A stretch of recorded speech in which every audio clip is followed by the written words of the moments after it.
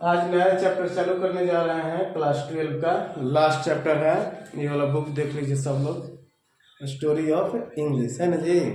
चलिए, अंत भला तो सब भला वाला हम लोग कहावत से इसको स्टार्ट करते हैं।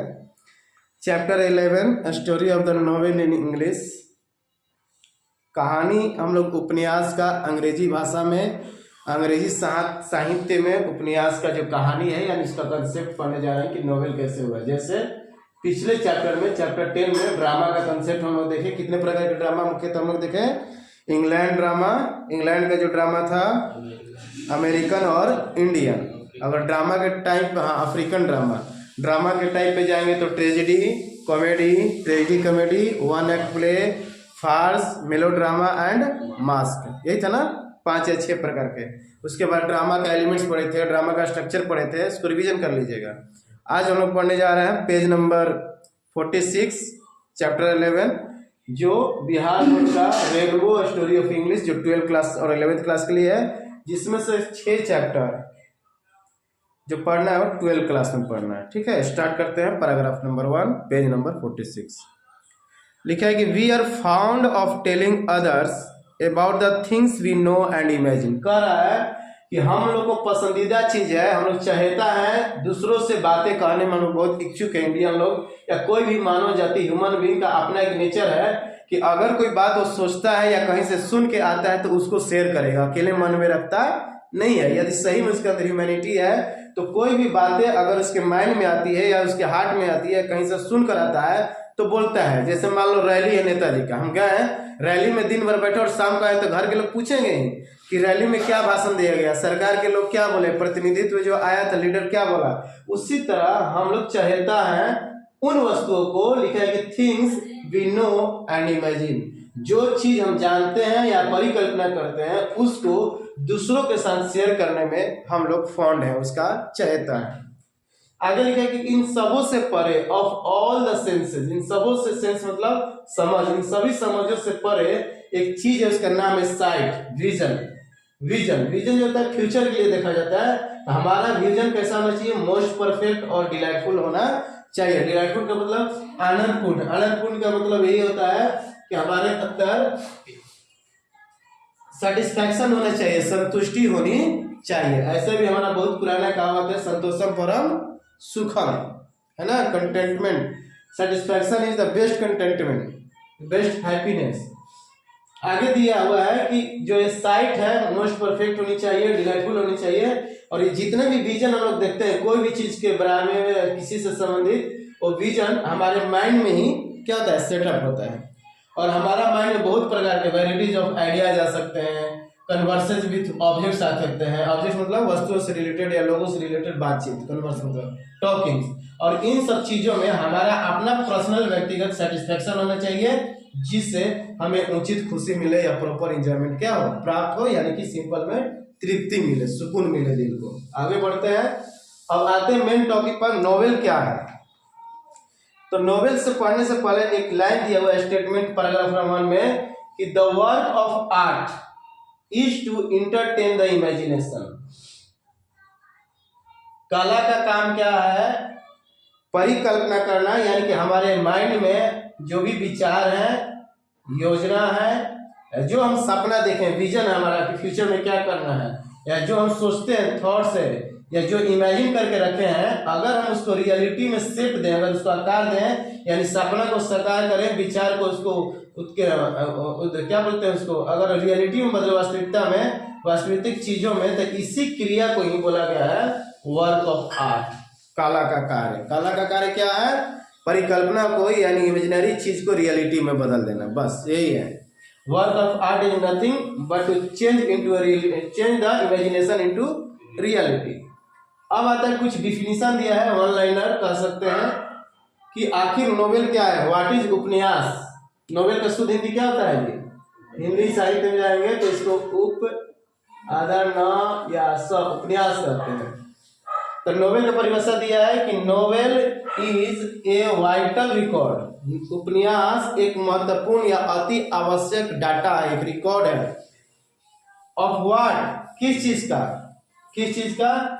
जो हम देखते हैं, जो हम महसूस करते हैं, जो हम सोचते हैं, और जिस चीज से हमको सीखते हैं, और तो ये सब चीजें किससे जुड़ी है? लाइफ से। किससे? हमारे जीवन में जो हम देखते हैं, सोचते हैं, बोलते हैं, लिखते हैं, या जो सिंपल में एक्सपीरियंस करते हैं, उसी चीज को अगर रिकॉर्ड में करेंगे तो उपन्यास हो गया। तो novel is nothing but a vital record of the experience of life. खत्म।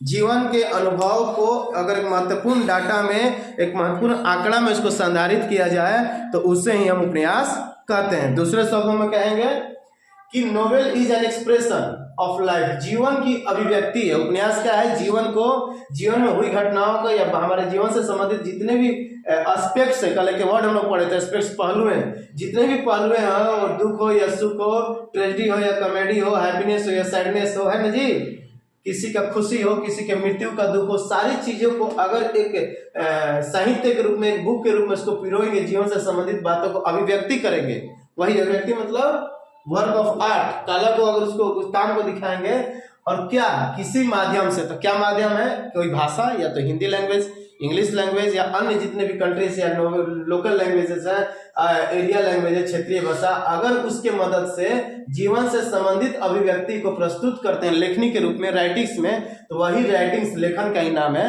नोवेल, उपन्यास। क्लियर है? यहां तक आगे बढ़ते हैं।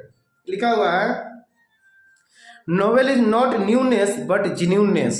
बहुत अच्छा चीज लिखा है। तीसरा पॉइंट इसी के बारे में लिखा है, ऐसे मिटा देता हूं मैं। देखिए, ये मिटा दो ना, इसका तो कोई काम नहीं है, समझ गए होंगे आप लोग। मीनिंग के लिए उधर साइड में छोड़े हुए सीरियल नंबर वहां पे ऐड करते जाएंगे, जो हो चुका है उसको भी मिटा देता है। देखिए, तीसरा में इसी का नोवेल से रिलेटेड कह रहा है, नोवेल इज नॉट न्यूनेस। कह रहा है कि नोवेल, उपन्यास एक नया कंसेप्ट नहीं है, not newness but genuineness. But genuine मतलब ओरिजिनलिटी है, ओरिजिनल लाइफ से इसको लिखा जाता है, ओरिजिनलिटी लाइफ के अनुभव से, या जो हम देखते हैं, सोचते हैं, फील करते हैं, महसूस करते हैं, परिकल्पना करते हैं, genuineness.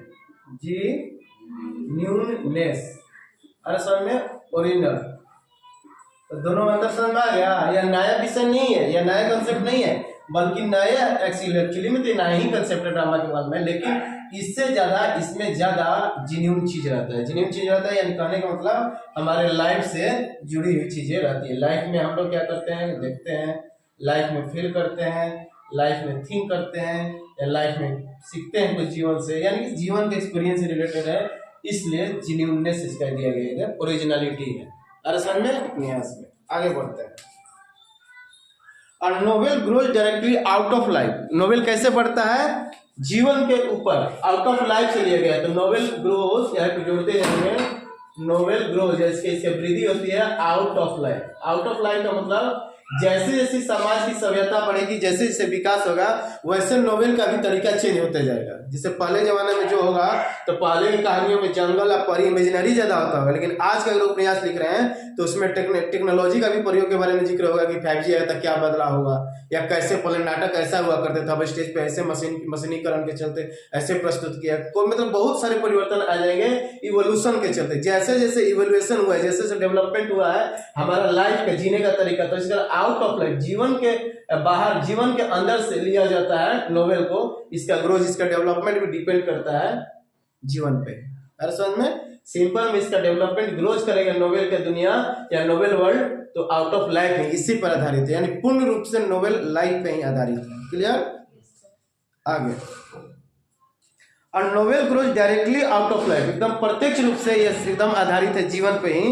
It is the nearest thing to life and a mode of amplifying experiences. देखो बोले तो पहले ही दिया हुआ है, and extending our contact with our fellow man beyond our personal contact. इसको ध्यान से थोड़ा समझिएगा। पैराग्राफ 1 का लास्ट 2 लाइन है, उसको एक्सप्लेन कर देता हूं।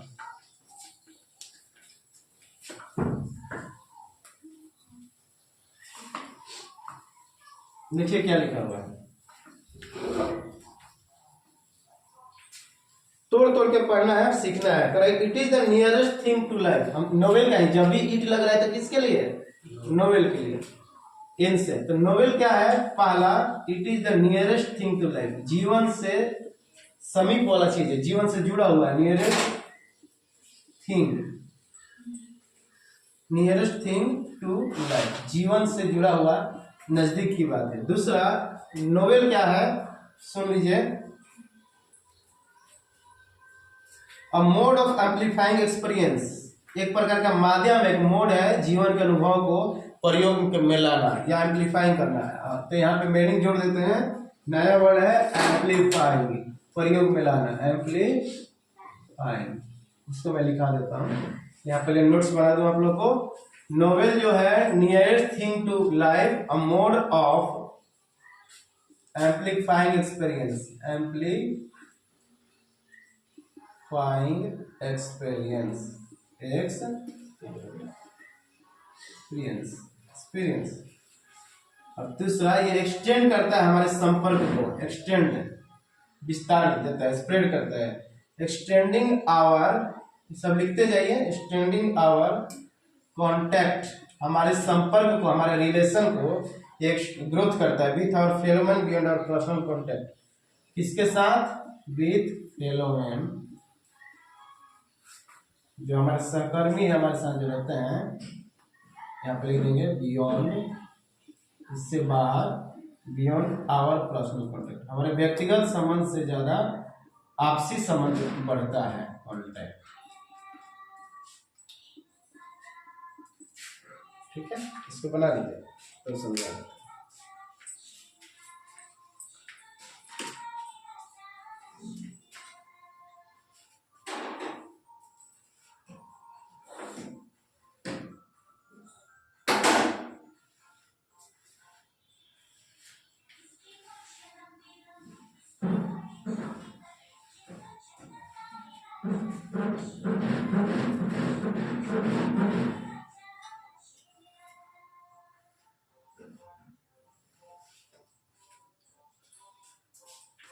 एक्सप्लेन करना, एम्पलीफाई मतलब क्या होता है? व्याख्या करना विस्तृत रूप से। यहाँ पे लिख देंगे इसका हिंदी, विस्तृत रूप से एक्सप्लेन करना, रूप से व्याख्या करना, व्याख्या करना, एक्सप्लेन। सिंपल में इसका मीनिंग हो जाएगा एक्सप्लेन, इसका सेटिस्फाइड, दोनों का इंग्लिश में लिख दिया।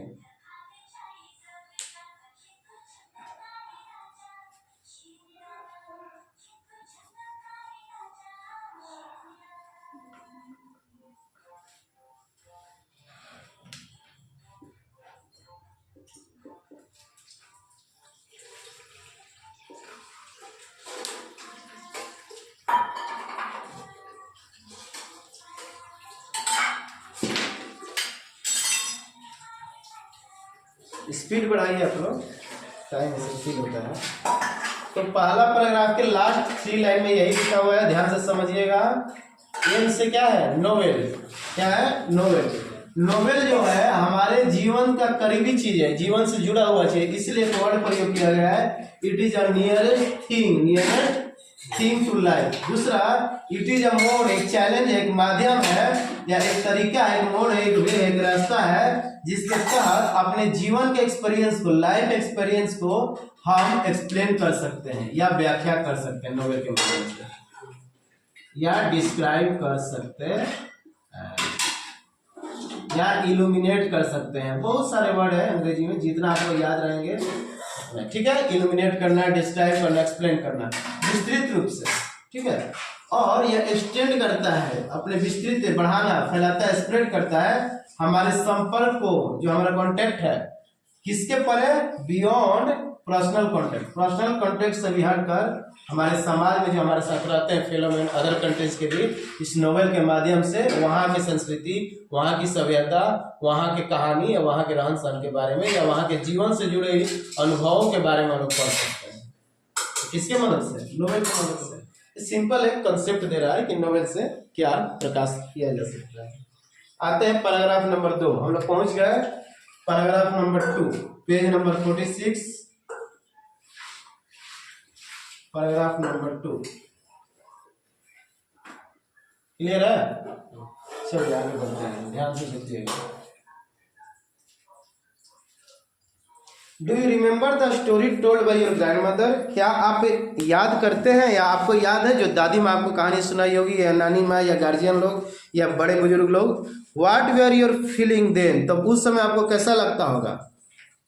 जब मेरी दादी माँ थी, अभी तो नहीं है, वो कहानी सुनाती थी तो हम लोग भी इमेजिन हो जाते थे। एक राजा थे, दो रानी थी, उनके कितने परियां थी, उस बगीचा में आती थी, राजा से बात करती थी, तो हम लोग भी सोचने होते थे परी ऐसा होता होगा, वैसा होता होगा। यानी इमेजिन में जो सुन रहा है श्रोता भी खो जाता है। तो वही कह रहा है कि do you remember the story told by your grand mother?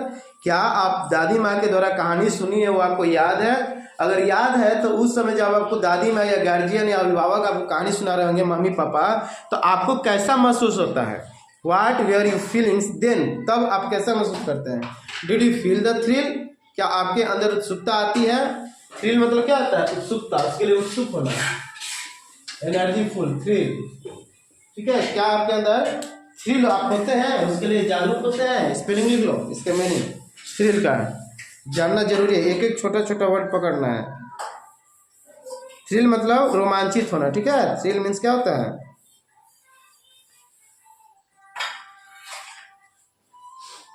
रोमांचित या पुलकित होना, खुश हो जाना, रोमांचित।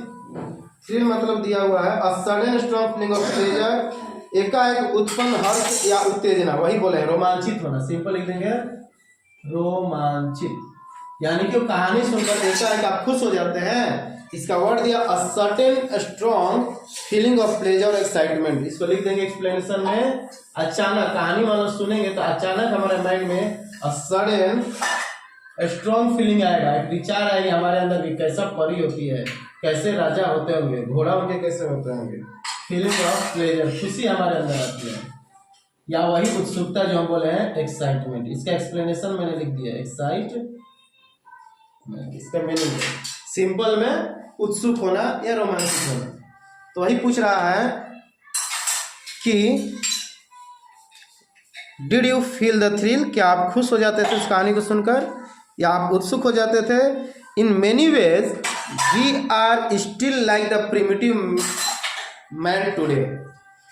और बहुत तरीकों से वी आर स्टिल, अभी भी हम लोग, आज के व्यक्ति लोग भी प्रिमिटिव हैं। प्रिमिटिव मतलब पहले जैसा हम लोग भी सोचते हैं, हम लोग भी क्या हो जाते हैं। लिखिए, प्रिमिटिव मतलब एंशिएंट, प्राचीन चीज, पुराना चीज को बोलते हैं। चौथा मीनिंग इसका है प्रिमिटिव, PRIMITIVE।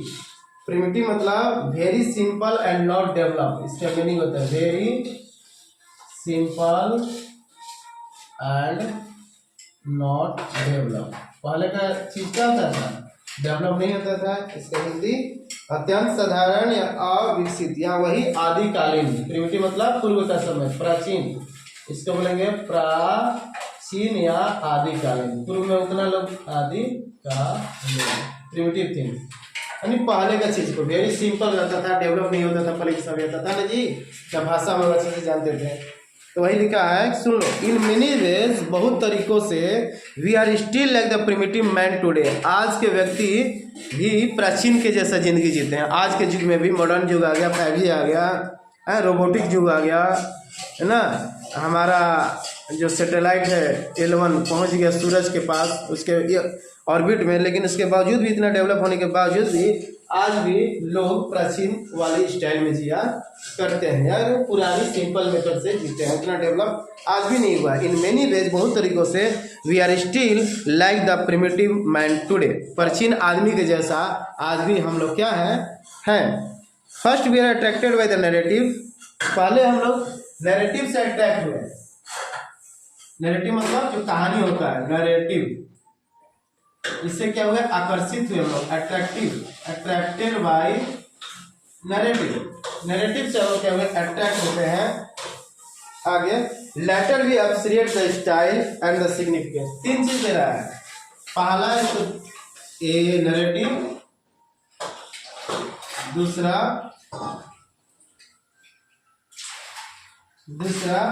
हम इसको बाद में अप्रिशिएट किए, सपोर्ट किए, बड़ाई किए, प्रशंसा, अप्रिशिएट। और तीसरा फिर इसको हम लोग क्या किए हैं? सिग्निफिकेंस, इसको महत्व देने लगे। 3 चीज है। हम नोवेल का बात कर रहे हैं।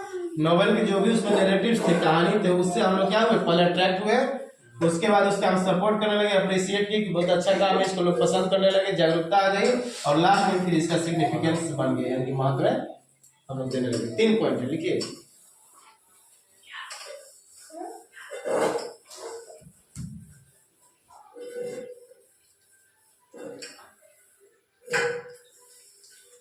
क्लियर है? But this is not always so, लेकिन ये हमेशा ऐसा रहा नहीं कि हम उससे अट्रैक्ट हुए, अप्रिशिएट किए या महत्वपूर्ण दिया, ऐसा हमेशा हुआ नहीं।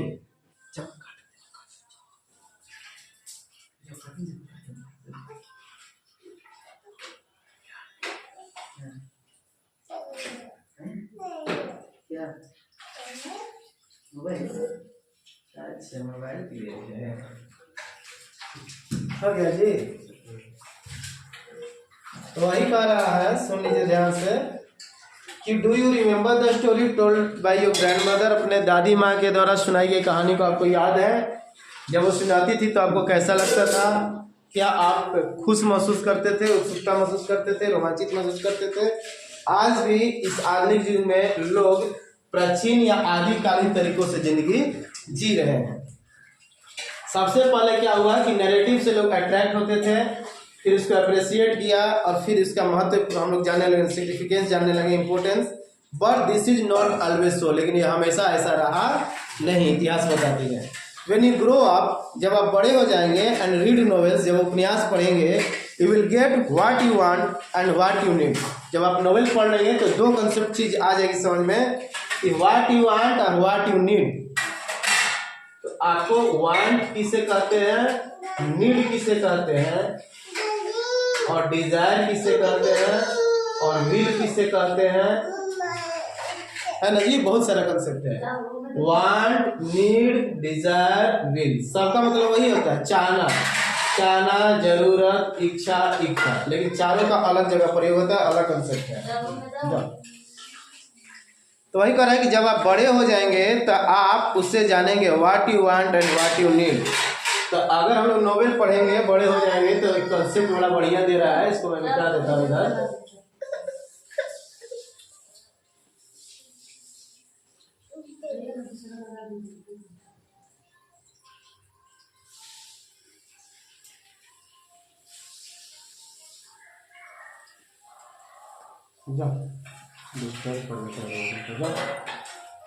जाओ भागो, घर में जाओ, तो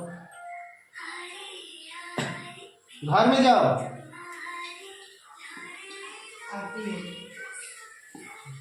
चलिए,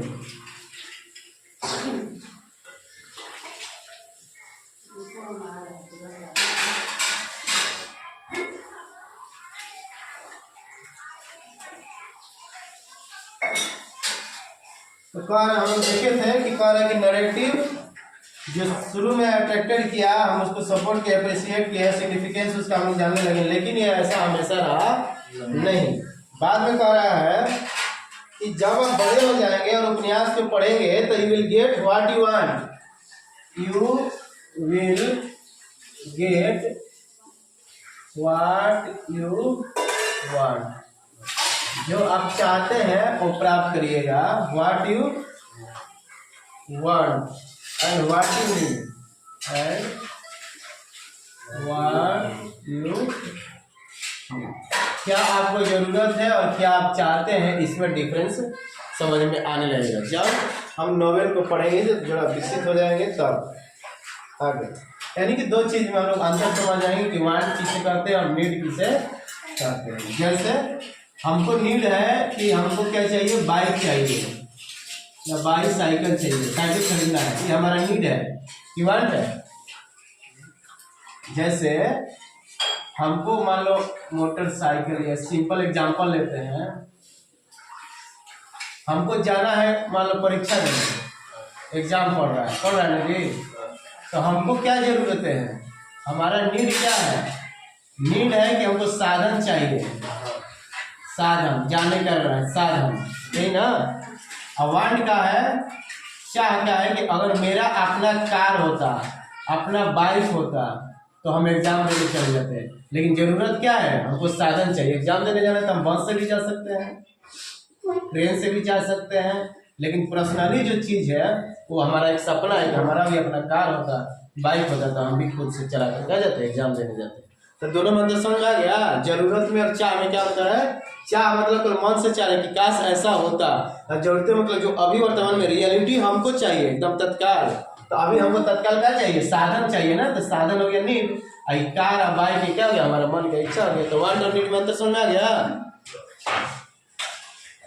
तो वही तरह जब हम नॉवेल पढ़ेंगे तो हमको समझ में आ जाएगा कि वो you will get what you want and what you. आगे बढ़ते हैं। In fact, वास्तव में novels will give you the kind of satisfaction you yourself may not have imagined। कह रहा है कि जब आप उपन्यास पढ़ेंगे तो आपको इतना संतुष्टि मिलेगी कि आप वैसा इमेजिन भी नहीं किए होंगे। और सच में पढ़िएगा तो उसको अगर लाइन से पढ़िएगा, उसका आता है पार्ट 1 पार्ट 2 करके, लाइन से पढ़िएगा तो लगेगा कि सही में एक अलग दुनिया से हम गुजर रहे हैं, एक अलग कहानी से हम गुजर रहे हैं। पढ़ने में ऐसा मतलब उसका मेथड होता है लिखने का कि माइंड को, रीडर्स माइंड को क्या कर लेगा? अपने तरफ कैप्चर कर लेगा, पूरा माइंड सेटिंग उसमें डूब जाएगा। अरे कल यहाँ तक पढ़े थे, हल्कू वहाँ गया था, ये किया था। पढ़ेंगे प्रेमचंद जी का कहानी तो बहुत सारा, शेक्सपियर का पढ़ेंगे जो बताए थे, मैकबेथ वाला, ओर्थेलो, किंग लियर था ना जी। द मर्चेंट ऑफ वेनिस बहुत फेमस है, एक व्यापारी था, उसमें पढ़ लीजिएगा। द मर्चेंट ऑफ वेनिस बहुत फेमस किताब है, डाउनलोड करके पढ़ सकते हैं, अब तो ऑनलाइन सब उपलब्ध है। तो कह रहा है कि वास्तव में जब आप नॉवेल्स विल गिव, जब आप उसको पढ़ेंगे तो आपको एक अलग प्रकार की संतुष्टि देगी। The kind of satisfaction you yourself may not have imagine, जो कभी आप सोचे नहीं होंगे। Novels are a combination of imagination and intellect that express life in the form of a story. They show motives and influences which govern human life. ध्यान से सुनो, बना लेता हूँ नोट्स टाइप का। सबसे पहले नॉवेल्स, नॉवेल्स क्या है? इसमें अपना अलग एक इसके बारे में दिया है कि नॉवेल्स इज अ कॉम्बिनेशन, मिलकर बना हुआ है, कॉम्बिनेशन है। असल में एक कॉम्बिनेशन है, किस चीज का कॉम्बिनेशन है भैया? तो इमेजिनेशन एंड इंटेलेक्चुअल का। हमारा इमेजिनेशन प्लस इंटेलेक्चुअल, इंटेलेक्ट यहाँ पे लिख देते हैं इंटेलेक्चुअल, दो चीजों से मिलकर बना है।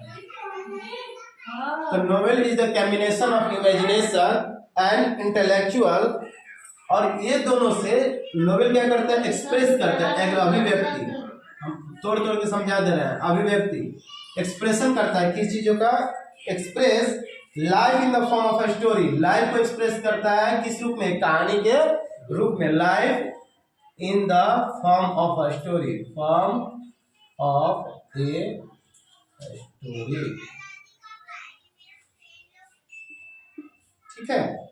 और they show motives and influences which govern human life, और यहाँ से मोटिव भी हमको दिखाई देता है, उद्देश्य। इस शो करता है कि जीवन का मोटिव्स क्या है, व्हाट इज द मोटिव्स, उद्देश्य क्या है, what is the purposes, purposes उद्देश्य क्या है, पर्पसेस किस चीज का?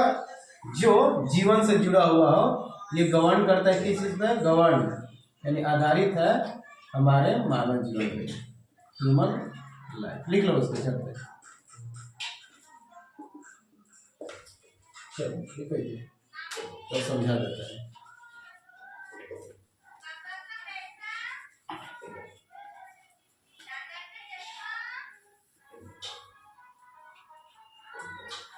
स्पीड में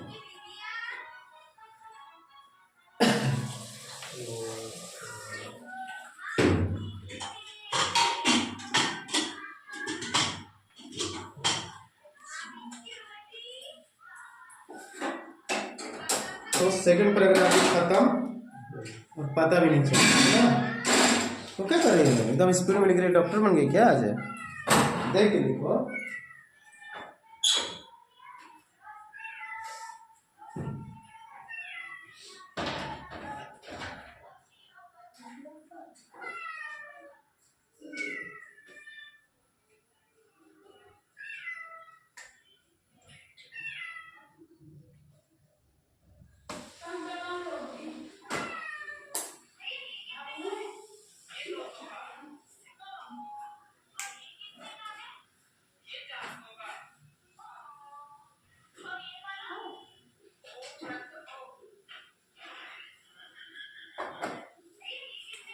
हो गया, समझ लीजिए। नोवेल क्या है, तो नोवेल परिकल्पना और हमारा बुद्धि इंटेलेक्चुअल समझ का दोनों अगर मिला देंगे, इंटेलेक्चुअल मतलब वही होता है बुद्धि, हमारा इमेजिनेशन प्लस हमारा टैलेंट जो दोनों मिलेगा तो उस दोनों का कॉम्बिनेशन क्या है, एक एन है। अब आता है दूसरा कि यह अभिव्यक्ति करता है, जीवन को एक रूप देता है। क्या रूप देता है, कहानी के रूप में जीवन को व्यक्त करता है, हमारे सामने लाता है नोवेल। और दूसरा, इससे जीवन का क्या अपना मोटिव है, क्या पर्पस है, जो मानव जीवन से जुड़ा हुआ है, ह्यूमन लाइफ से जुड़ा हुआ है, उसको यह फोकस करता है, प्रदर्शित करता है, डिपिक्ट करता है। क्लियर है। चलो paragraph number 3, page number 46। Would you not like to know the story of the development of the novels? क्या आपको ये पसंद नहीं आएगा कि इसका विकास कैसे हुआ, नोवेल का विकास कैसे हुआ? Correct. Would you not like, क्या आपको पसंद नहीं आएगा क्या कि how the novel was developed, sorry, how was the novel developed, ये ना, how was the novel developed, वहाँ चाहिए डेवलपमेंट ऑफ नोवेल, टॉपिक यही होगा, नोवेल का विकास, उपन्यास, इवेल्युएशन ऑफ नोवेल, डेवलपमेंट। आगे, would you not like to know the story of the development of novels? क्या नोवेल का किस तरह विकास हुआ है उसके कहानी को सुनना पसंद करेंगे? To come to the present stage, अगर वर्तमान में अगर हम बात करें, the novel had to pass through several centuries. अगर वर्तमान स्टेज पर अगर हम बात करें, जिस प्लेटफॉर्म पर दुनिया पहुंच चुकी है, यानी कि देखिए यहाँ पर प्रेजेंट स्टेज का मतलब होता है मॉडर्न, प्रेजेंट स्टेज इसका मतलब वर्तमान में जो नोवेल पहुंच चुकी है जिस स्तर तक, यानी कि at present platform, at present platform जहां तक ये पहुंची है, इसके पहुंच जहां तक है, जितना हिट हुई है, जितना फेमस है आज उपन्यास, यहाँ तक पहुंची है, तो इसमें क्या लग रहा है कि कहाँ गया, to come to the present stage, इस एज तक पहुंचने तक, यहाँ तक पहुंचने तक यह क्या कर रहा है, नोवेल को कई सदियों को पास करना पड़ा, कई सदियों से गुजर गया। It has passed, it had passed हो जाएगा, तो हैड टू पास, शॉर्ट में लिखते हैं हैड टू पास, बहुत, सेवरल मतलब क्या होता है, विविध, बहुत सेंचुरी, बहुत शताब्दी को होकर आज गुजरा है, सेंचुरी आ रहा है समझ में, यानी मेनी ईयर्स, सेवरल मतलब many, many years, many years, बहुत सारे शताब्दियों, वर्षे नहीं बात कर रहे, शताब्दी से होकर गुजर कर आज वर्तमान स्टेज में पहुंचा है। क्लियर है। आगे बढ़ते हैं। Would you not like to know the story of the development of novels? क्या उपन्यास के विकास के जो कहानी है उसके बारे में आप सुनना पसंद नहीं करेंगे या जानना पसंद नहीं करेंगे? यस और नो? यस, बिल्कुल हम लोग पसंद करेंगे। To come to the present stage, आज जो हम अगर वर्तमान प्लेटफॉर्म के बारे में बात करें, जिस स्टेज तक नोवेल पहुंची है, उसके पहुंचने से पहले यह नोवेल कई शताब्दियों से होकर गुजर कर आया है। पास मतलब गुजर के आना, कई वर्षों को यह देख कर आया है, कई वर्षों में इसमें उतार चढ़ाव आए होंगे, इसमें बदलाव आए होंगे, आया होगा ना जी। चलो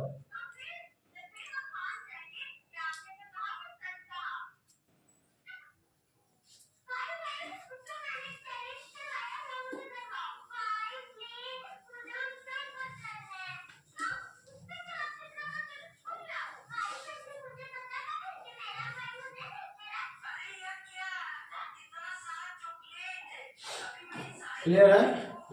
कह रहा है कि the earliest form of novels are, पूर्व का, द अर्लीस्ट, पूर्व में, फॉर्म ऑफ नोवेल, उपन्यास का रूप कैसा होता था, तो रोमांस के रूप में होता था। कैसा रहता था ये, रोमांस, प्रेम प्रसंग, लव अफेयर के ऊपर डिपेंड करता था, उस टॉपिक पे बनाया जाता था।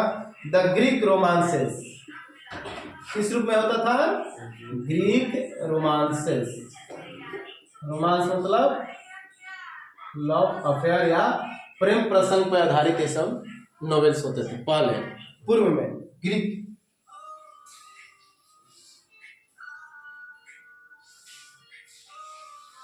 The word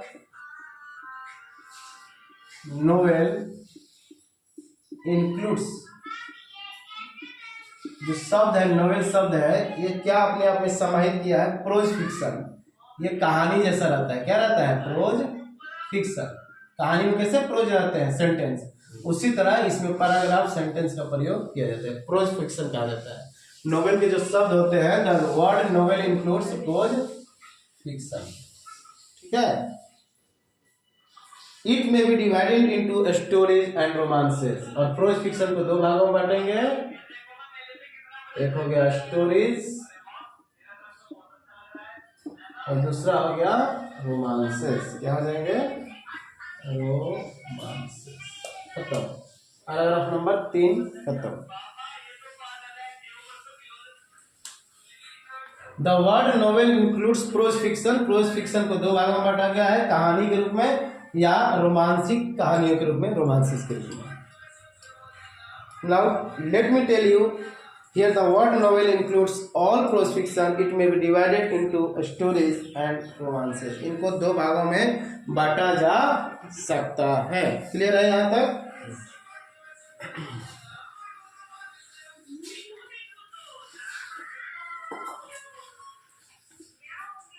next paragraph, paragraph number 4। The rise of the novel was the result of democratic movement of 18th century. बहुत अच्छा और बड़ा चीज कर रहा है, इंपॉर्टेंट चीज। कलर चेंज कर लेता हूँ यहाँ से, जो जो इंपॉर्टेंट लग रहा है वहाँ स्टार डाल दे रहा हूँ, एक नंबर ये आ सकता है। सुनिएगा ध्यान से।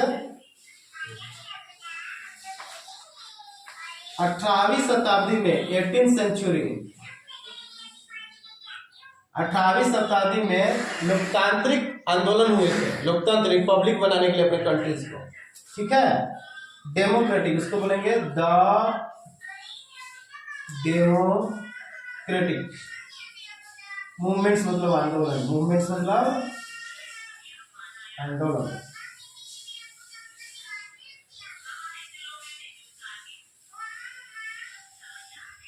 अठारहवीं शताब्दी में जो लोकतंत्र के लिए मूवमेंट हुआ, उसी का रिजल्ट है राइज ऑफ नोवेल। इसी का रिजल्ट है राइज ऑफ नोवेल।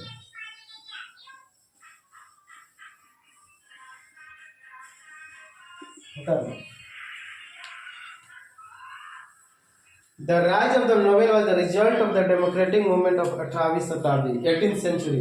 18वीं शताब्दी के लोकतांत्रिक आंदोलन का ही परिणाम है कि उपन्यास का उदय हुआ, राइज ऑफ नोवेल हुआ, यानी कि नोवेल स्टार्ट हुआ। तो सबसे पहला चीज जानना है, नोवेल कैसे स्टार्ट हुआ?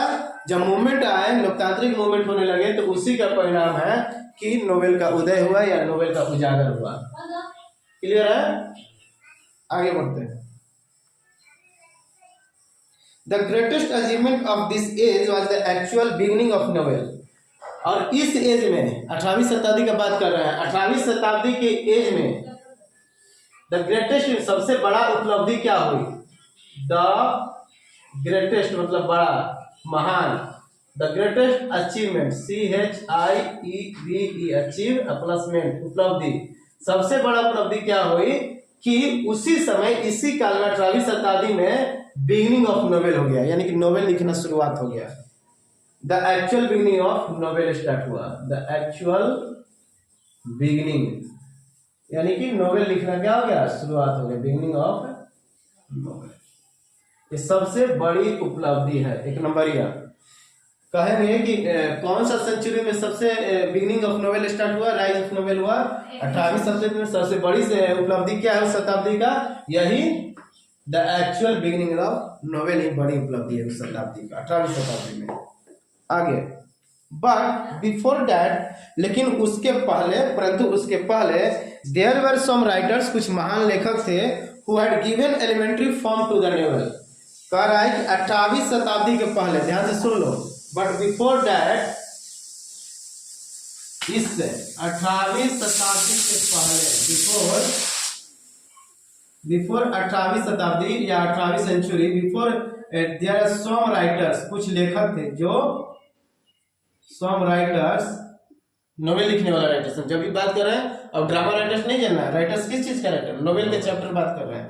तो उपन्यास लिखने वाले कुछ महान लेखक लोग थे जो प्राथमिक रूप दिए थे नोवेल को। इन लोगों ने रूप दिया था एलिमेंट्री फॉर्म, उसको बोलते हैं प्राथमिक, एलिमेंट्री। प्राथमिक विद्यालय होता है ना जी, तो उसको बोलते हैं एलिमेंट्री एजुकेशन, प्राथमिक शिक्षा। उसी तरह एलिमेंट्री रूप, प्रारंभिक रूप दिया था of the novel, elementary form of the novel. कौन दिए थे? 18वीं शताब्दी के पहले जो लेखक थे उन लोगों ने उपन्यास का एक प्राथमिक या प्रारंभिक रूप दिया था। क्लियर है? फॉर एग्जाम्पल, अगर एग्जाम्पल यहाँ लेते हैं तो एग्जाम्पल में कौन कौन है उनका नाम दिया हुआ है। बनियान, राइटर का नाम क्या है? बनियान। कभी पब्लिश हुआ है इनका, लिखा हुआ है 1628 से 88, जन्म और मृत्यु दिया हुआ है। डीफो दूसरा राइटर है, डीफो 1660 से 1731, 1731 स्टार डाल दिया है, याद कर लेना, 31।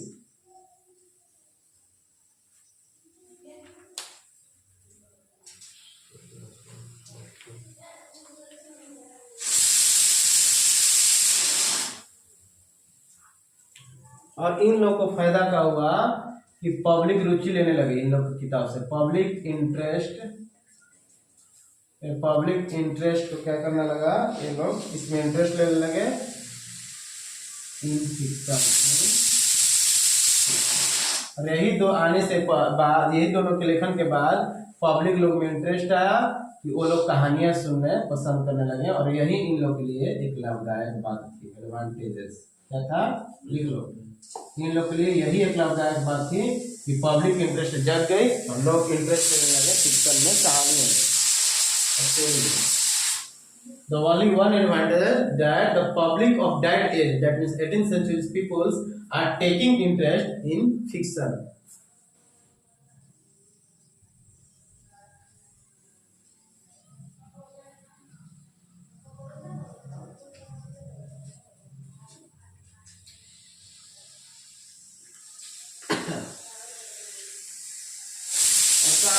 लेट मी टेल यू, मुझे यह जानकारी देने दो कि इसमें से, सुनो ध्यान दिए, इस दोनों में से बनियान और डीफो में से जो बनियान है यह किस चीज का महान लेखक से लिखा हुआ है। लेट मी टेल यू, मुझे बताने दो, दैट बनियान इज कंसीडर्ड, ऐसा माना जाता है, to be a great prose writer. Bunyan कौन थे? A great prose writer. Great, इनके बारे में लिख लो एक लाइन। बनियान कौन थे? अ ग्रेट प्रोज राइटर। ठीक है, अ ग्रेट प्रोज राइटर बनियान को ऐसा माना गया, कंसीडर किया जाता है। इनके द्वारा लिखा हुआ एक नाटक है या उपन्यास है, लिखा हुआ है द पिलग्रिम्स प्रोग्रेस। क्या लिखा हुआ है? बनियान के द्वारा एक बुक है, ऊपर वाला मिटा दो ना।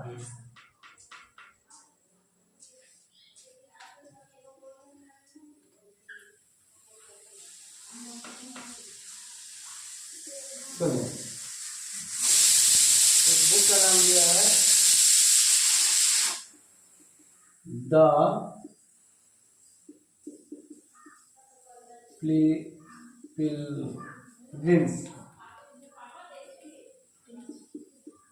Pilgrims progress.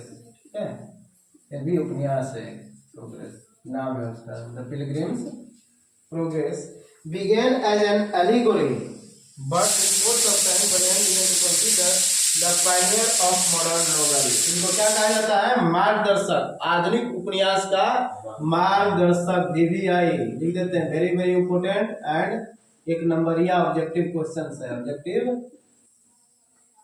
क्वेश्चन क्या है? Who is called as the pioneer of modern novel? The pioneer, मार्गदर्शक, द पायनियर ऑफ आधुनिक उपन्यास, मॉडर्न नोवेल। ठीक है, मॉडर्न नोवेल का मार्गदर्शक किसे कहा जाता है? तो आंसर होगा बनियान। क्या नाम होगा? रट लेना है इसको, एक नंबर यह है। एक वर्ड आया है, पांचवा मीनिंग यहाँ लिख लीजिएगा, allegory. Allegory, allegory, allegory.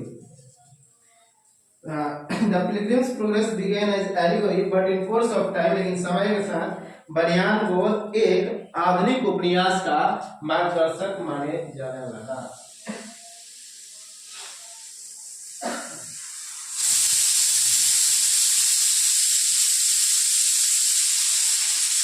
Meaning लिख लीजिएगा एलिगोरी का, लिखवा देता हूँ। लिखिए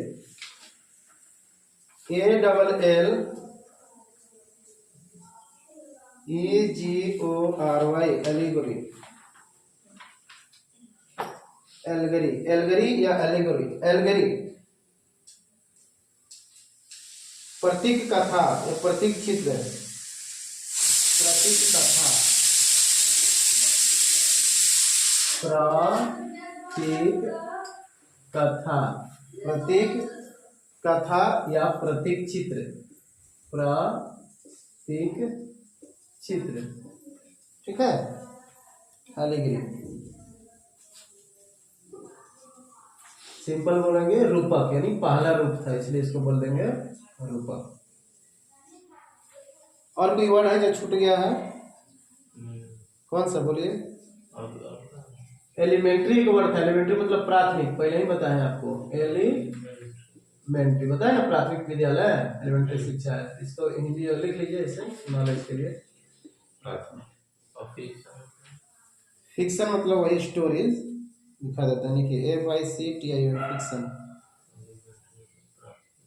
फिक्शन मतलब कहानियां, उपन्यास, कथाएं, काल्पनिक घटना और व्यक्तियों का वर्णन करता है। सिंपल में देखिए फिक्शन मतलब अगर लिखेंगे तो लिखेंगे फिक्शन मतलब कथा साहित्य। क्या लिखेंगे? कथा साहित्य, कथा साहित्य फिक्शन, ठीक है। कथा साहित्य यानी जिसमें काल्पनिक घटनाएं और व्यक्तियों का वर्णन किया गया हो। नो फिक्शन का मतलब होता है इमेजिनरी घटनाएं और व्यक्तियों का क्या किया गया हो? वर्णन किया गया हो। कहा गया? देखो फिक्शन का मतलब यहां लिख देते हैं इमेजिनरी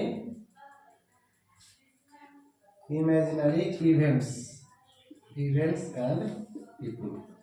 असल में काल्पनिक घटनाएं या व्यक्ति से संबंधित बातों को कहा गया हो, वैसे किताब को फिक्शन बोलेंगे, ठीक है। लिख लो जी, फिक्शन का इंग्लिश एक्सप्लेनेशन इमेजिनरी इवेंट्स और पीपल से जुड़ी हुई बातें ना, डिस्क्रिप्शन ऑफ इमेजिनरी ना, डिस्को बोल देंगे, ऊपर लिख देंगे विवरण, डिस्क्रिप्शन ऑफ, ऐसे होगा description of imaginary events and people is called as fiction. यानी कि काल्पनिक घटनाएं और व्यक्तियों से संबंधित वर्णन को, डिस्क्रिप्शन को, एक्सप्लेनेशन को ही हम फिक्शन कह सकते हैं। क्लियर है? आगे तो ये खत्म हो गया। Last, the Pilgrim's Progress began as allegory but in course of time. शुरू में इसको प्रतीक के रूप में माना गया। कौन सा? ये जो किताबें निकली, ये जो उपन्यास निकला, द पिलग्रिम्स प्रोग्रेस को एक प्रतीक, इंडिकेटर के रूप में माना जाएगा। एलिगोरी, एलिगोरी मतलब प्रतीक कथा या रूपक, एक रूप माना गया कि ऐसा होगा, ऐसा नोवेल होता है। और लेकिन अंततः इनको, किनको? मिस्टर बनियान जी को आधुनिक उपन्यास का मार्गदर्शक कहा जाता है। ठीक है, मिलते हैं कल इसी टाइम में। पेज नंबर 47 पढ़ के आइएगा, कल खत्म करेंगे। फिर 48 है, 49 है, 2 दिन, 3, 4, 5 दिन चलेगा। 1 वीक लग रहा है, ये टाइम खींचेगा। Line by line word meaning आप लोग छाट कराइए ताकि आसान पड़े क्लास लेने में। कल 47 का पूरा वर्ड मीनिंग छाट लीजिएगा, जो आपको टफ लगे। नहीं आएगा तो फिर डिस्कस करेंगे क्लास में, ठीक है। चलिए, थैंक यू। चलिए स्टार्ट करते हैं।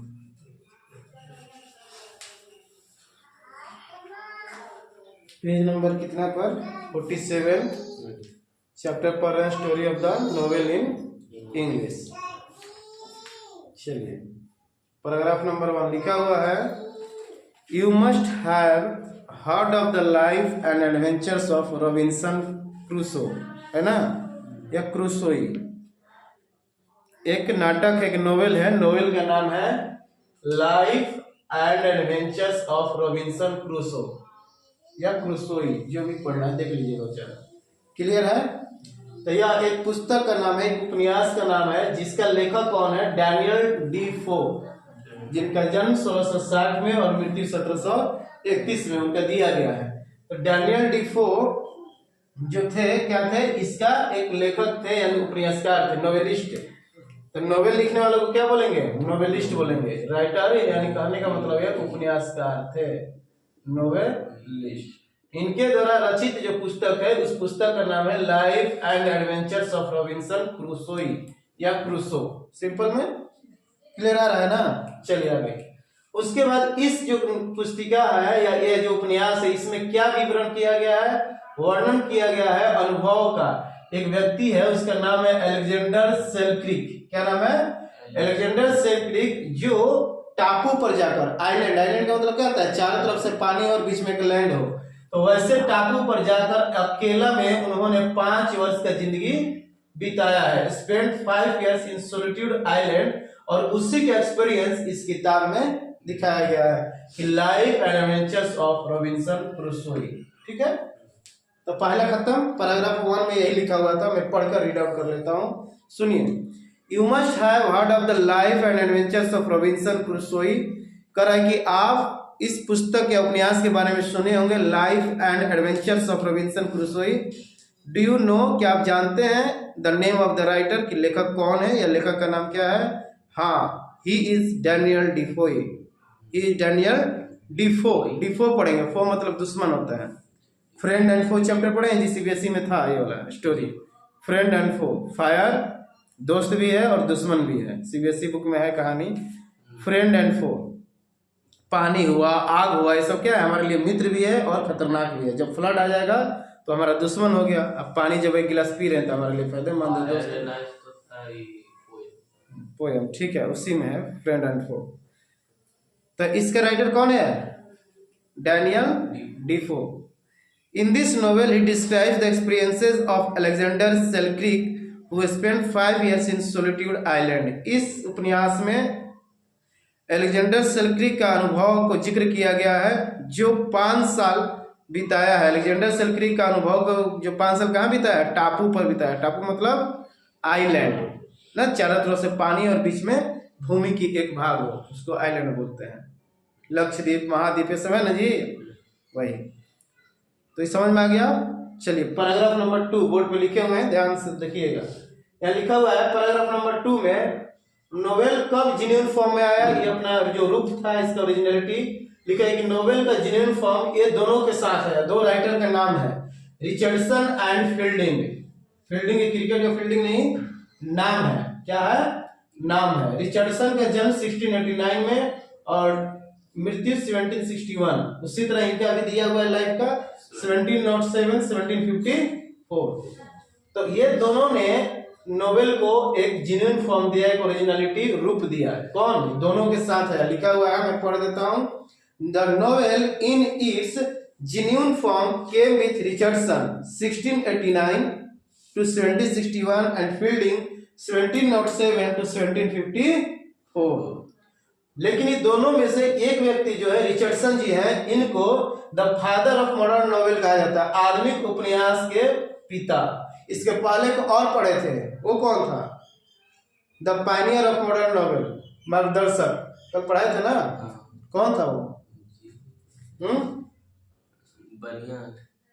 बनियान जी को, हाँ बनियान, ठीक है, देख लेना इसको कंफर्मेशन के लिए, देख लेते। नीचे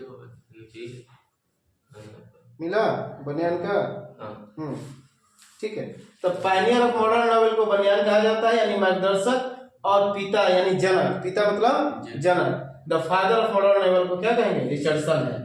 और इन्होंने अपने रियलिस्टिक मैनर में जो वास्तविकता ढंग है उसमें एक कोशिश किया है कि पेंट्स मतलब डिस्क्राइब करना या चित्र डिपिक्ट करना द इनर लाइफ, आंतरिक जीवन मिडिल क्लास के लोगों के, मध्यम वर्गीय समाज में लोगों का आंतरिक जीवन क्या है, उसके अनुभवों को अपने उपन्यास के माध्यम से उजागर करने के लिए या सामने रखने के लिए, लोगों के सामने रखने के लिए उन्होंने नोवेल में जिक्र किया है। क्या? मध्यम क्लास, मध्यम वर्ग के समाज जो है उनका आंतरिक जीवन कैसे होता है, उनका डे बाय डे का लाइफ कैसा है, उसके बारे में अपने नोवेल में जिक्र किया। इनके द्वारा लिखित एक नोवेल है और इस नोवेल का नाम है पामेला। क्या नाम है? पामेला। पामेला। इस पामेला में 2 चीज पर फोकस किया गया है। हाँ, trial and revolution, story of trial and revolution. Trial मतलब कोशिश करना, रिवोल्यूशन मतलब कष्ट। कैसे ये मिडिल क्लास के लोग कैसे कष्ट में रहते हैं, कैसे संघर्ष करते हैं अपने जीवन से, और दूसरा एक जवान लड़की और यंग गर्ल का हैप्पी मैरिज कैसे अंत होता है उसके बारे में बताया गया है। किसमें? पामेला नामक नोवेल में। दो चीज, story of trial and tribulation, दुख और कष्ट से रिलेटेड, और दूसरा इसी उपन्यास में बताया गया है कि एक जवान लड़की या एक युवा लड़की का खुशी से मैरिज कैसे द एंड होता है, the final happy marriage of a young girl. जाओ मम्मी ये क्लियर है। चलो, तो इसमें कोई डाउट नहीं होना चाहिए। सेकंड तक थर्ड में आते हैं, मिटा दो ये सब ना, थर्ड पर आ जाओ।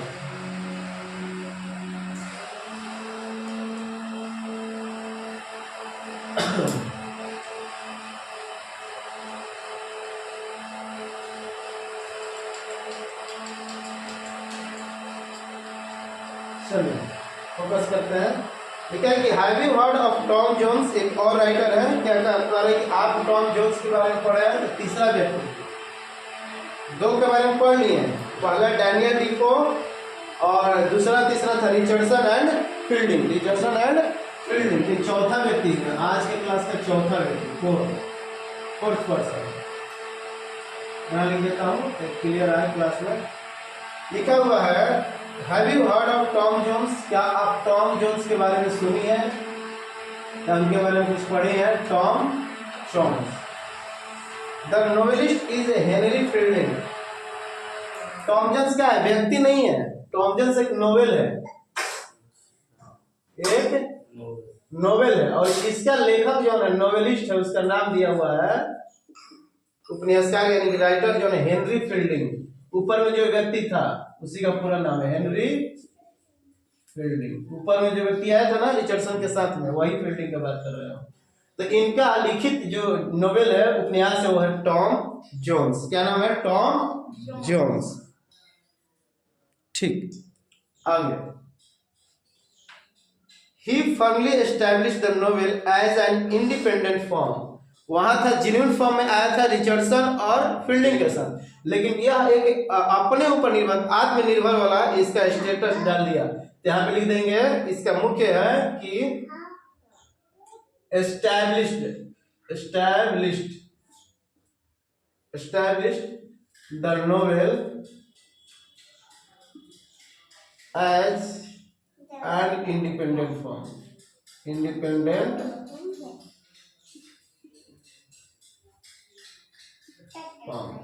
एक आत्मनिर्भर के रूप में ना पुस्तक को इन्होंने स्थापना की। यानी इनका उपन्यास क्या था? इंडिपेंडेंट था, किसी से लेन देन नहीं था, ये अपना तरीका अपना दिखाते थे। आत्मनिर्भर रूप दिया किसको?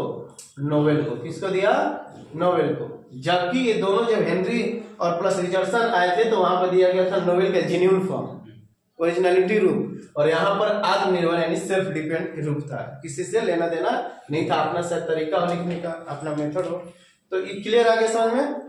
टॉम जोन्स एक पुस्तक है या नोवेल उपन्यास है जिसका उपन्यासकार यानी कि राइटर, लेखक जो है, ऑथर, उसका नाम है हेनरी फील्डिंग। इन्होंने कोशिश किया कि उपन्यास को एक नया रूप दे, और उस नया रूप का नाम है इंडिपेंडेंट फॉर्म। क्या नाम है? Independent form. He gave genuine pictures of men and women without moralizing over their vices and virtues।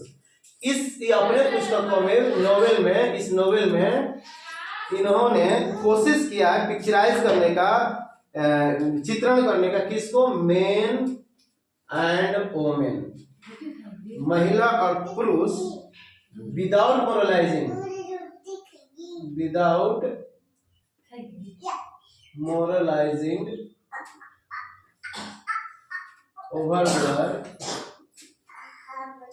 over their two things, number 1, number 2, A and B, vices and virtues। इसको लिख लीजिए तो समझा देता हूँ। vices and virtues।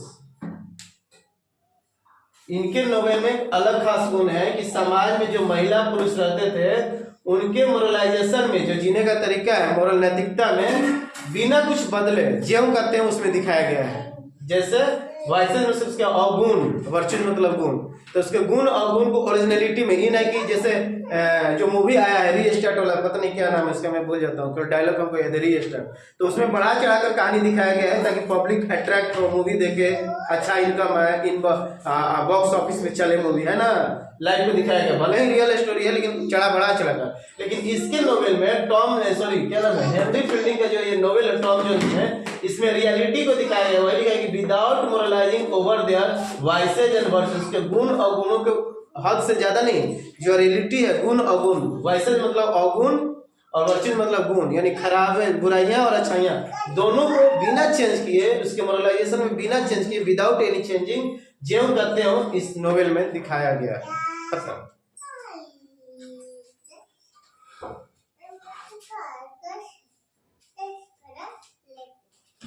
ये fielding वही थे जो रिचर्ड के साथ आए थे, फील्डिंग, उसका नाम है हेनरी फील्डिंग, यानी कि तीसरा व्यक्ति हुआ, हम सही लिख रहे थे, तीसरा ही व्यक्ति हुआ, रिचर्डसन दूसरा हुआ, ये तीसरा हुआ, आज का तीसरा व्यक्ति। डैनियल फो के बारे में पढ़ लिए, रिचर्डसन के बारे में पढ़ लिए, और तीसरा था हेनरी फील्डिंग के बारे में पढ़ लिए।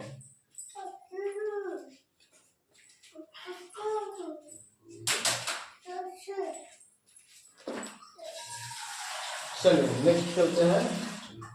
अरे समझ में, तो इसका खासियत यही है कि समाज में ज्यों करते हैं, और महिला पुरुष के बारे में बनाया है कहानी, या जो भी नाटक लिखा होगा, उपन्यास लिखा होगा, उसके गुण और गुणों को ज्यों करते हैं, उसमें विदाउट मोरलाइजेशन ओवर देयर, उसके गुण और गुणों के परे नहीं, जो रियलिटी है उसी को दिखाया रहा है, बढ़ा चढ़ा के मतलब नहीं दिखाया गया है। चलिए चौथा व्यक्ति है, नाम है उनका ओलिवर गोल्डस्मिथ, ओलिवर गोल्डस्मिथ, इनका दिया है date of birth 1728 and died in 1774। Clear है? चलिए आगे। Emphasize on high principle, emphasize मतलब बल देना, जोर देना, मीनिंग तो याद होगा, यहाँ लिख देते हैं एम्फसाइज, एम्फसाइज मतलब बल देना, जोर देना, सिंपल में जोर नहीं देता, जोर देना, जोर देता है, आदमी दबाव देता है ना, ये काम तुमको करना ही होगा, ये करना ही होगा, एम्फसाइज इसी को बोलते हैं, फोर्स जोर देना। तो ओलिवर गोल्डस्मिथ ने जोर दिया है किस सिद्धांत पे, on the high principles and purity of domestic life. समझ लो, बहुत अच्छा चीज दे रहा है पहला, कि ओलिवर गोल्डस्मिथ ने अपने पुस्तकों में या अपने नोवेल में इन्होंने अधिकतर फोकस किया है, जोर दिया है, focus on the high principle, number A high उच्च सिद्धांत, हाई प्रिंसिपल एंड बी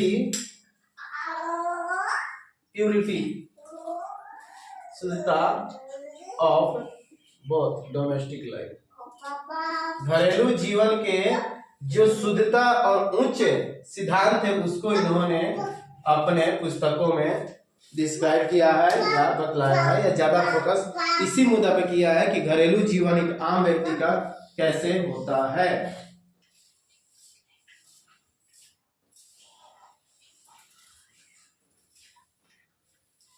तो ओलिवर गोल्डस्मिथ का समझ गए आप लोग। 1728 में जन्म हुआ, मृत्यु 1774 में। इन्होंने अपने नोवेल में मेनली फोकस किया है, यानी कि एम्फसाइज किया है ऑन द टू टॉपिक्स, उच्च सिद्धांत और शुद्धता, घरेलू जीवन के बारे में, डोमेस्टिक लाइफ में कैसे लोग जीते थे समाज में, उसके ऊपर इन्होंने अपने उपन्यास में कहानियां लिखी है। खत्म। जैसे इनका उपन्यास का नाम दिया है विकार ऑफ वेकफील्ड, ठीक है, द विकार ऑफ वेकफील्ड, एक इनका नोवेल है, या लिख देता हूं नोवेल, इनके द्वारा रचित नोवेल का नाम है द विकार ऑफ वेकफील्ड। याद कर लीजिएगा, हर एक राइटर का कम से कम एक नोवेल का नाम याद होना चाहिए, इसका लिस्ट में बनवा दूंगा। द विकार ऑफ वेकफील्ड, द विकार ऑफ वेकफील्ड, बहुत अच्छा चीज है ये कहानी, ध्यान से सुनिएगा। यह जो नोवेल पुस्तक है ये कह रहा है कि इसमें एक ऐसा कैरेक्टर को दिखाया गया है, एक ऐसा व्यक्ति है, एक कैरेक्टर भूमिका निभाने वाला, समझ लीजिए। मान लेते हैं एक व्यक्ति है, एक कैरेक्टर के जीवन में वो किस चीज से गुजर रहा है, पेन से, दर्द, कष्ट एंड दुर्भाग्य से, मिसफॉर्चून। ध्यान से समझिएगा तो समझ में आ जाएगा पुस्तक में क्या लिखा गया है। द विकार ऑफ वेकफील्ड में एक कैरेक्टर, एक आदमी है या एक नाटक करने वाला जो भी नायक है, भूमिका निभाने वाला, उसके जीवन में क्या कष्ट है, क्या दुर्भाग्य, उससे वो क्या हो रहा है, गुजर रहा है। क्या undergoes pain and misfortune, undergoes उससे गुजर रहा है, पासेस थ्रू या अंडर गोज, यह व्यक्ति अंडर गोज के तहत जा रहा है या पासेस थ्रू अंग्रेजी में बोलते हैं, पासेस थ्रू उससे गुजर रहा है। हर समय तो एक व्यक्ति इस कहानी में, इस पुस्तक में, अ कैरेक्टर हु अंडरगोज और passes through pain and misfortune, हर समझ में, दुख और कष्ट और दुर्भाग्य से गुजर रहा है। लेकिन इसका इंड जो होता है, इंड्स अप, इसका कहानी जो इंड्स अप होता है वो बहुत खुशी की बात है। उसको मैं लाल रंग से लिख देता हूँ। इंड्स अप क्या होता है, एक विजय के रूप में, ट्रिम्फेंट मतलब विजयी के रूप में। शुरू में दुख झेलता है लेकिन लाइफ में वो जीवन पा जाता है, सक्सेस। ट्रिम्फेंट मतलब विक्टोरियस, सफलता जो पाता है, विजेता, विक्टोरियस। दूसरा मीनिंग बोलेंगे तो उसका लाइफ एक विक्टोरियस होता है, यानी शुरू में कष्ट, दुर्भाग्य से झेला, गरीबी से झेला, संघर्ष किया, लेकिन अंत में इस कहानी में उसे विजय मिलता है, विक्टोरियस लाइफ जीता है। क्यों विक्टोरियस लाइफ जीता है जी? क्योंकि इस कष्ट और दुख होने के बावजूद भी इस व्यक्ति का विश्वास था, फेथ इन गॉड। इसका मूल कारण है because that man had faith in God, faith in God, ईश्वर में विश्वास करने वाला वो व्यक्ति था, इसलिए लास्ट में विजयी हो जाता है। लिख लीजिए।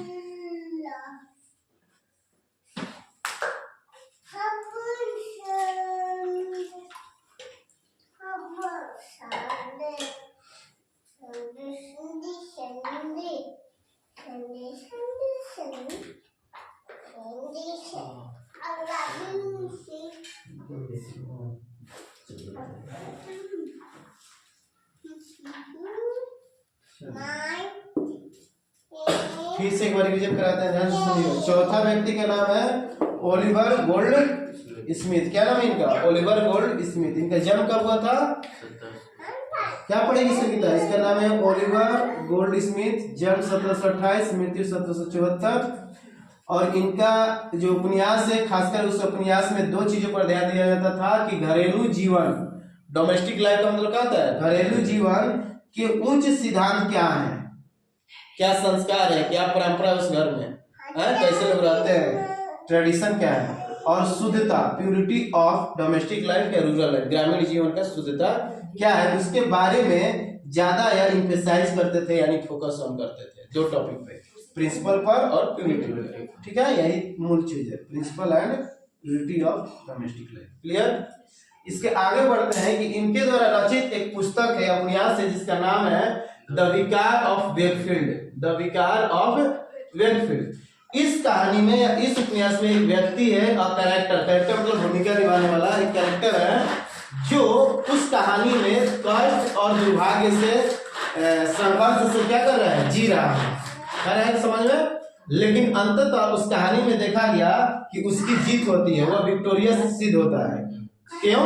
क्योंकि उसके कारण है कि वो भगवान में विश्वास रखता था, faith in God, faith in God. Clear है? चलो नेक्स्ट आगे बढ़ते हैं।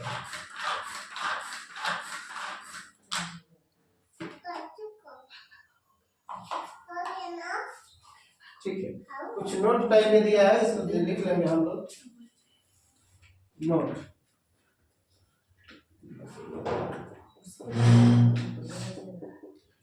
कह रहा है कि a few novelists of romantic age come under the spell of medievalism, मध्य काल में, wrote novels of terror और the gothic novels। कह रहा है कि नोवेल्स लिखा गया था दो प्रकार के, टेरर आतंक वाला, क्रिमिनल वाला चीज, क्राइम वाला, टेरर आतंक, और दूसरा नोवेल का नाम है गोथिक। क्या नाम है? गोथिक नोवेल्स, ये नोवेल का प्रकार है, ठीक है। ये कब हुआ है?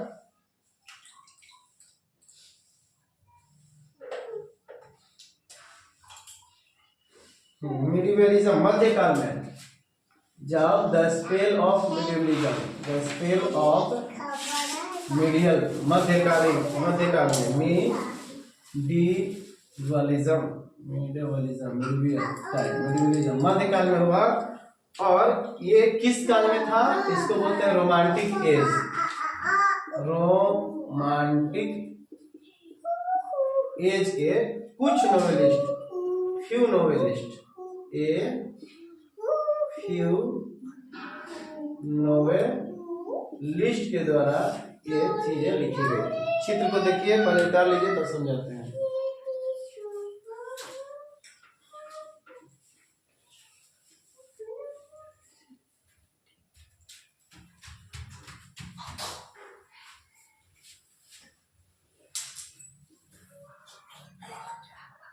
उतार ली संगीता, उतारो, फिर सब है।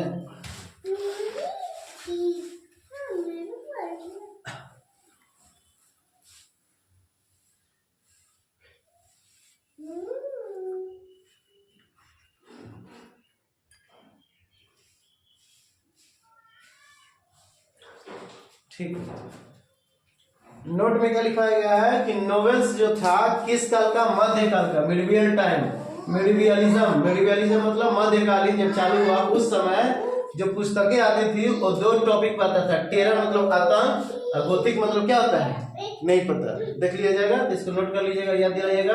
आतंक और गोथिक दो प्रकार के एक उपन्यास है जिसको हम लोग क्या करते थे इस काल में, मध्यकाल में देखा जाता था।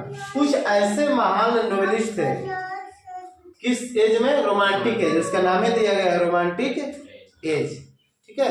तो रोमांटिक एज के दौरान कुछ ऐसे महान लेखक थे, उपन्यासकार थे जो टेररिस्ट और गोथिक टॉपिक पे उपन्यास लिखा करते थे, लेकिन उसका नाम था मिडिवियलिज्म के काल में, मध्यकालीन में, ठीक है। चलो आगे बढ़ते हैं।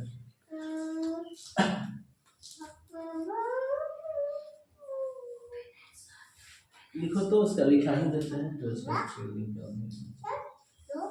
लिखिए, कौन सा वर्ड नहीं आ रहा है?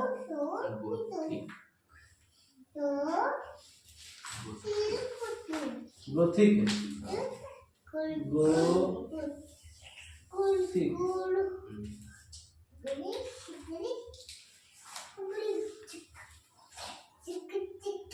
गोथिक